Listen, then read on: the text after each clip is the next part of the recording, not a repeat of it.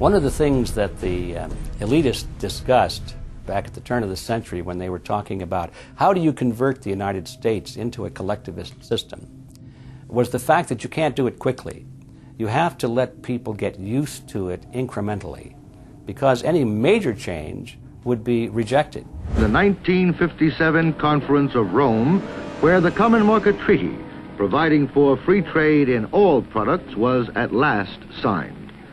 6 nations, France, Germany, Italy, Belgium, Holland, and Luxembourg, agreed to remove all mutual barriers to trade within 12 to 15 years, the embryo of a political union which they proclaimed to be their ultimate objective. In that fashion, it's possible for people to get used to this process and even to think it's a good thing. People will accept the gradual growth of government, the gradual loss of their purchasing power. They'll accept almost anything if it's done gradually, and we have to be very alert to that. 2008 and 2009 attendees include World Bank President Robert Zoellick, Treasury Secretary Timothy Geithner, former head of British Secret Intelligence Richard Dearlove, Donald Graham, CEO of the Washington Post, CNN host and author of The Post-American World, Fareed Zakaria, and many other giants of business, politics, and media. You just came back from meeting with the Bilderberg Group. The Bilderberg Group are, when people who are conspiracy theory people, they send me mail, it's usually about the Bilderberg Group. And I get these books on my front door, which I'm uncomfortable with, and it's all about the Bilderberg, like they're the modern day Illuminati. Are you a member of the Bilderberg Group? I don't think we're supposed to talk about this. Many have identified them as the kingmakers, the puppet masters that pull the strings behind the scenes. Perhaps there is no better example of this than what occurred during the 2008 conference. Immediately after Obama had been selected as the Democratic presidential nominee, the pressure was on to choose a running mate. We've put together a committee. We are going to be equally deliberative in how we move forward, and we're not going to do it in the press, and we're not going to do it through surrogates. He then tricked the press corps into staying on the plane as it took off from Washington. He was whisked away to an undisclosed location. Obama was supposed to fly home. He'd been here in Virginia. He was supposed to fly home out of Dulles, as you know, outside Washington, D.C. The press corps was waiting for him on the plane, and the pilot announced that they were leaving, and Barack Obama was not on the plane. Presumptive nominees in the past has always been that they have at least a press pool with them at all times. Is there a reason why we didn't go with him in the motorcade all the way? This is what we're out here for, and now we're on this plane with no candidate. Again, I understand. There was a desire to do these meetings, obviously, in private. The press then began to report that Obama and Hillary were meeting secretly in her home. Well, we continue to follow our breaking news. Barack Obama, Hillary Clinton meeting tonight at her house in Washington, D.C. However, it was later revealed that they never actually met at Clinton's home. And we're following this breaking story. Candy Crowley, we understand, has new information. Candy, what have you learned? We are hearing actually from Chris Welch, who is our embed with the Obama campaign. Those are the people that took off without Obama and went to Chicago. The spokesman there is in fact confirming that the meeting did take place. They're talking in past tense now, but saying that the meeting did not take place at the Clintons' house. It took place at this point at some place, I don't know where, some undisclosed place in Washington, D.C., not at Hillary Clinton's house. Remember, Gibbs mentioned that Obama had a desire to have several meetings, not just one. Is there more than one meeting? Is there more than one person with whom you... I'm not going to get into all the details of the meetings. I don't know that I've got a ton more different answers for all of your questions. The truth of the matter is that Bilderberg just happened to be in the neighborhood at the time. They were holding their annual meeting just down the road in Chantilly, Virginia. What are the chances?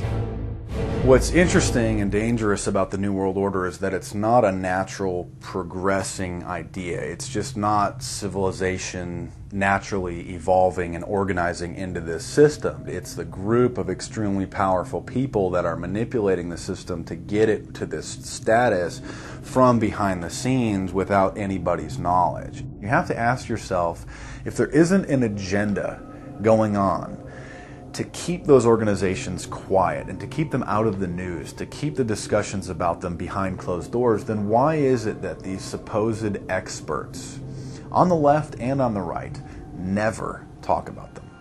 This has been a condensed history of the globalist organizations and their rise to power. But is there a reason they meet behind closed doors?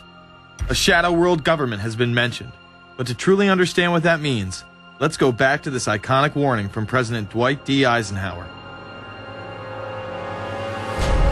Progress toward these noble goals is persistently threatened by the conflict now engulfing the world.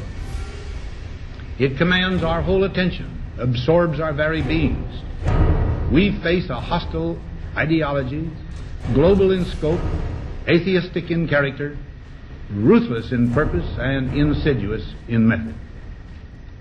Unhappily, the danger it poses promises to be of indefinite duration. The need to maintain balance in and among national programs.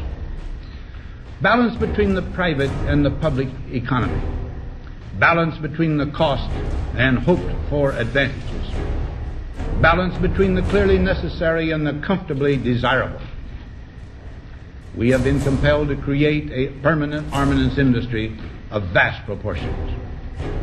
We annually spend on military security alone more than the net income of all United States corporations. The total influence, economic, political, even spiritual, is felt in every city, every state house, every office of the federal government. Yet we must not fail to comprehend its grave implications. Our toil, resources, and livelihood are all involved. So is the very structure of our society. In the councils of government, we must guard against the acquisition of unwarranted influence, whether sought or unsought, by the military-industrial complex. The potential for the disastrous rise of misplaced power exists and will persist. America went into a major mobilization, revived its defense industries, and we saw the civilian economy of America more and more skewed through the 50s. Already in Eisenhower's time, he could see it coming, that you were getting a larger and larger defense military component of the economy, which, unlike the rest of the economy, was very, very centrally organized about lobbying for more and more new weapons. It was the political skills of this military-industrial complex, which I think Eisenhower was really warning us about, and rightly. There is a military-industrial complex. Today we see a situation where the civilian economy is really in tatters, and most of our civilian production has gone overseas to third world countries. What do we export? Our biggest export practically is garbage, but apart from garbage, we export military equipment.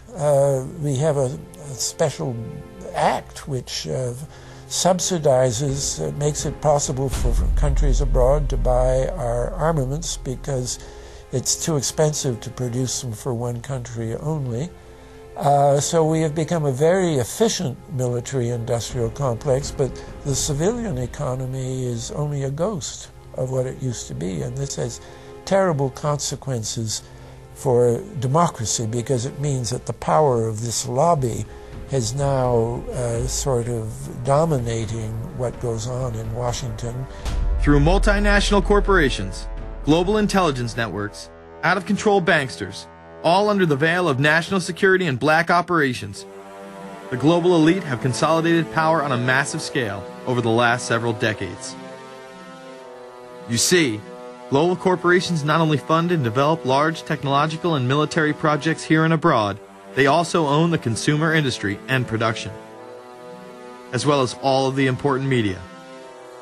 By owning the vast majority of what we hear and see on a daily basis, we have been manipulated on a mass scale as to regards to what we believe and desire, both socially and politically. Edward Bernays, the nephew of world-famous psychoanalyst Sigmund Freud, would study group dynamics and become the father of public relations. He authored the book Propaganda in 1928. In it, he described how to intelligently and consciously manipulate the habits and opinions of the masses within a democratic society. He went on to state that those who harness this unseen mechanism of society constitute an invisible government and are the true ruling power. It is they who pull the wires which control the public mind, who harness old social forces and contrive new ways to bind and guide the world. The average American is distracted, mindless, worried about minuscule things, celebrities, as if it was their own family members. And this is by design, because the powers that be, who own the media, know how our brains work. They know scientifically how the human mind functions. They know about sociology, and they are using the media, and have used the media for decades now, to entertain people with issues that don't really matter.